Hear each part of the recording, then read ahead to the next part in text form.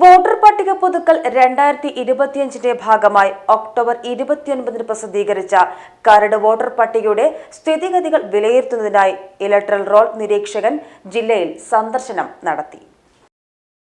പ്രത്യേക സംക്ഷിപ്ത വോട്ടർ പട്ടിക പുതുക്കൽ 2025 ഭാഗമായി ഒക്ടോബർ 29 പ്രസിദ്ധീകരിച്ച കരട് വോട്ടർ പട്ടികയുടെ സ്ഥിതിഗതികൾ വിലയിരുത്തുന്നതിനായി ഇന്ത്യൻ തെരഞ്ഞെടുപ്പ് കമ്മീഷൻ നിയോഗിച്ച ഇലക്ടറൽ റോൾ നിരീക്ഷകൻ ജില്ലയിൽ സന്ദർശനം നടത്തി.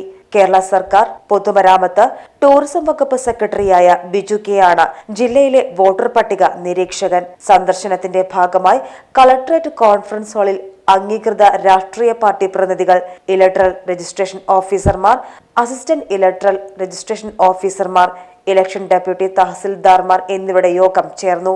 പട്ടിക പുതുക്കുമ്പോൾ എല്ലാ അംഗീകൃത രാഷ്ട്രീയ പാർട്ടികളുടെയും സജീവമായ ഇടപെടലുകൾ വേണമെന്ന് നിരീക്ഷകൻ അറിയിച്ചു.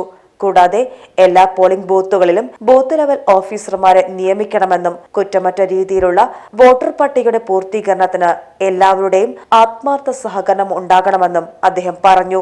യോഗത്തിൽ ജില്ലാ ഇലക്ഷൻ ഓഫീസർ കൂടിയായ ജില്ലാ collector VR Vinod, deputy collector Krishnakumar K എന്നിവർ പങ്കെടുത്തു. PGTV news Ponnani.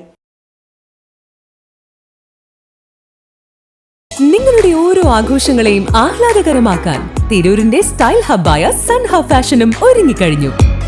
വെഡിംഗ് വസ്ത്രങ്ങളിലെ പുതു ട്രെൻഡുകൾ, എത്നിക് കളക്ഷനുകൾ, മോഡസ്റ്റ് വെയറുകൾ, കിഡ്സ് കളക്ഷനുകൾ, ബ്രാൻഡഡ് ജെൻസ് വെയറുകൾ.